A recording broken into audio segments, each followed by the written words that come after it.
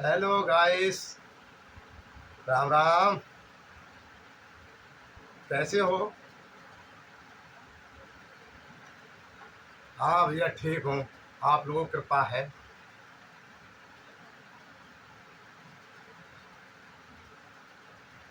सभी बहन भाइयों को हाथ जोड़ के राम राम करता हूँ।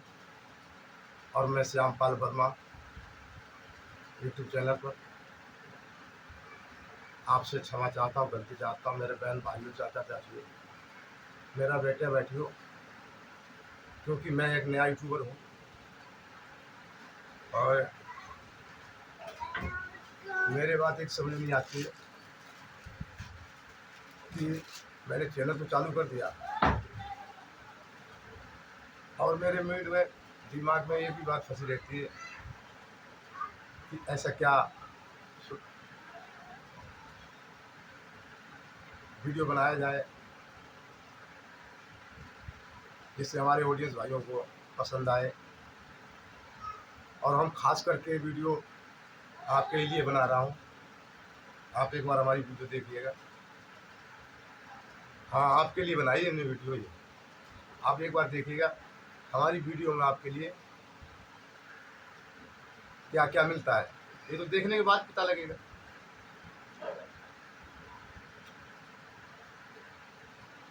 और आइए हम आपके आगे एक छोटी सी कहानी प्रभु श्री रामचंद्र जी के बारे में और केवट के बारे में सुनाने जा रहे हैं। अगर कोई गलती हो जाए क्षमा कर देना, क्योंकि मैं नया यूट्यूबर हूँ। हमारे गुरु लोग, बड़े बड़े यूट्यूबर लोग हो सकता है हमारी वीडियो देखते हैं, पसंद भी करते हैं। अगर हमसे कोई गलती हो जाए तो अपना चेला बच्चा समझ क्षमा कर देना। आपकी महान कृपा हो। आइए हम ले चलते हैं आपको प्रभु श्री राम के चरणों में। किस तरह प्रभु श्री राम जी के लिए केवट ने शमशान नदी के पार उतारा।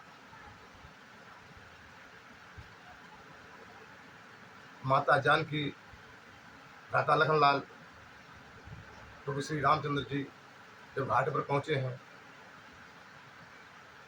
तो केवट का तो एक निर्णय था, प्रण था कि प्रभु श्री राम जी के चरणों का चरमोदक चाहिए। कहते हैं कुछ समय पहले की बात है, एक जंगल में महर्षि रहा करते थे और तपस्या करते करते करते करते करते जब भोलेनाथ प्रसन्न हुए तो वो महर्षि के पास जंगल में प्रकट हुए और कहने लगे, हे मुनिवर, मांगिए, क्या मांगना चाहते हैं?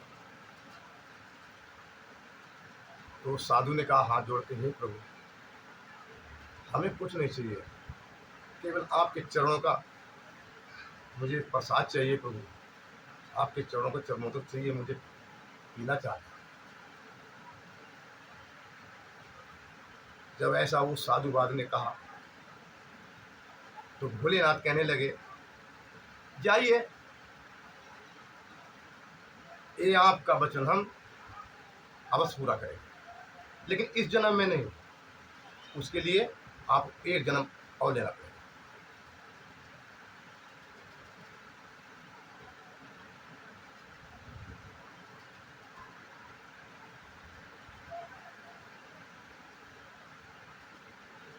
कुछ समय बीता, वो जंगल में आग लगी और वो महर्षि तपस्वी जल के भस्म हो गया।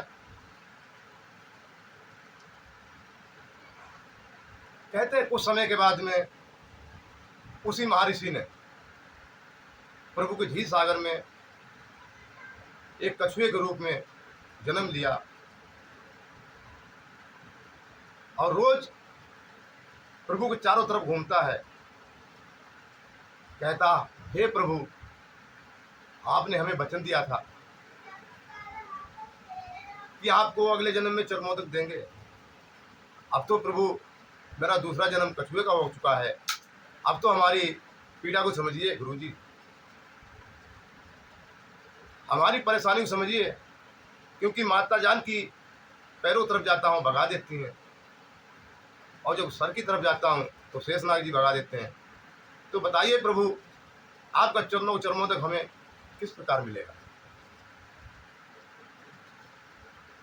तो भोलेनाथ की कृपा ऐसी हुई, प्रभु कहने लगे कि जाइए कचराज, इसके लिए एक जन्म और लीजिए, मैं वादा करता हूं कि इस जन्म में आपको मैं चरणों तक अवस्थित। प्रभु श्री रामचंद्र जी ने वादा कर दिया केवट से, और कुछ समय बीतने के बाद उसी केवट का जन्म एक कश्यप के घर में होता है, और वही कश्यप का बेटा आज शमशान नदी के घाट पर प्रतिदिन यही आस करके बैठा रहता है, लगी लेके नाव पे, कि हे प्रभु, आपने वादा किया है, अब कब आएंगे। हे प्रभु श्री रामचंद्र जी आ जाइए। तो कहते हैं बुरा जब वक्त होता है, प्रभु श्री रामचंद्र जी पर जब वनवास दिया गया,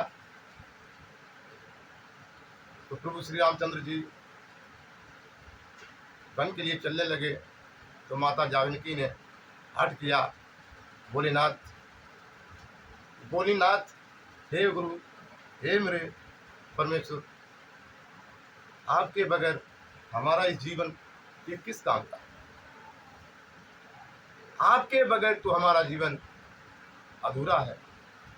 आपके चरणों में रहकर मैं आपकी सेवा करना चाहती हूँ, मैं प्रभु आपके साथ ही चलूँ।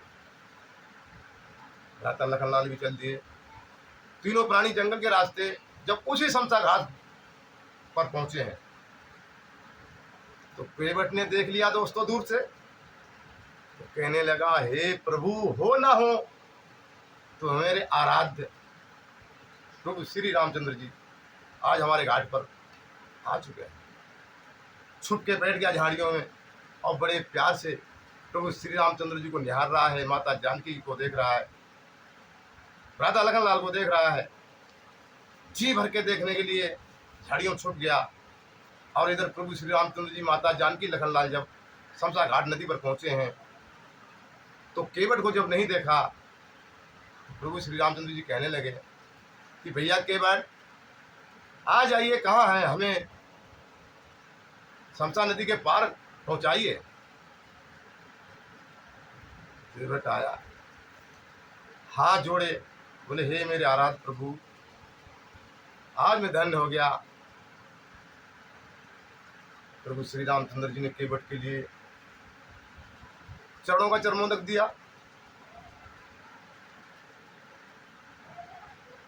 केवट ने कठुए में जल को भरा, और प्रभु श्री रामचंद्र के चरणों को धोकर जब पिया है, तो एकदम मारे खुशी के मारे गदगद हो गया। केवट कहने लगा, धन्य है प्रभु। इधर बड़े बड़े देवगण लोग आकाश से पुष्प की वर्षा करने लगे, कहने लगे, धन्य है केवट, जो आज प्रभु श्री रामचंद्र जी के चरणों को धो के पीने का सौभाग्य मिला।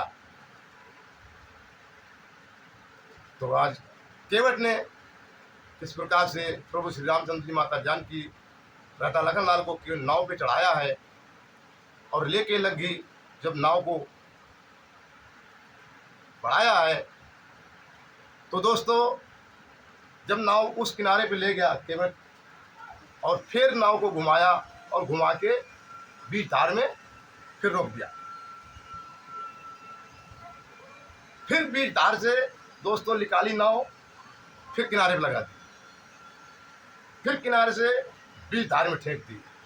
ऐसा जब केवट ने किया, तो राधा लखनलाल को गुस्सा आ गई, कहने लगे कि भैया, अगर आप आज्ञा दो, मैं अभी इस केवट को भस्म कर सकता हूँ, कि हमारे साथ ऐसा मजाक क्यों कर रहा है।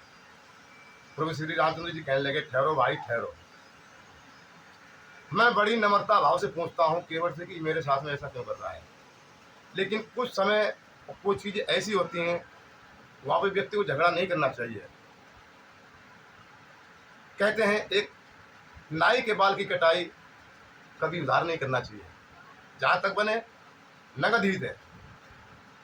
दूसरी, धोबी की कपड़ों की धुलाई कभी भूल कर भी ना उधार करें, उसको हंसी खुशी नगद ही दें। केवट की मल्लाह की नाव की उतराई तो कभी भूलना नहीं चाहिए। मैंने इंसान वो हमारे जीवन को पार लगाता है, उसको अवश्य नगद ही दीजिए। तो प्रभु श्री रामचंद्र जी केवट से कहने लगे कि भैया केवट, ऐसा हमारे साथ क्यों कर रहे हो? आप किनारे पे ले जाते हो नाव के लिए, किनारे से फिर बीच में ले जाते हो, फिर किनारे पे ले जाते हो, फिर बीच में ले जाते हो। ऐसा करने से मालूम आपको क्या होता है? हमें बड़ी परेशानी होती है, ऊब लगती है। केवट कहने लगा, वाह प्रभु, अरे यही तो आपसे हम कहलवाना चाहते थे, यही तो हम आपसे पूछना चाहते थे, क्योंकि हम प्राणियों को आप 84,000 योनियों में घुमाते हैं प्रभु, हमें महसूस नहीं होता है दर्द, हमें वो नहीं लगती है। वादा कीजिए कि हमारे मनुष्य जाति को आप 84,000 योनियों से मुक्त कराओगे। प्रभु श्री रामचंद्र जी ने वादा किया कि जाइए केवट, आपको मैं 84,000 योनियों से मुक्त करता हूँ। केवट ने नाव को फिर लग्गी लगाई और ले जाके पार खड़ी कर दी।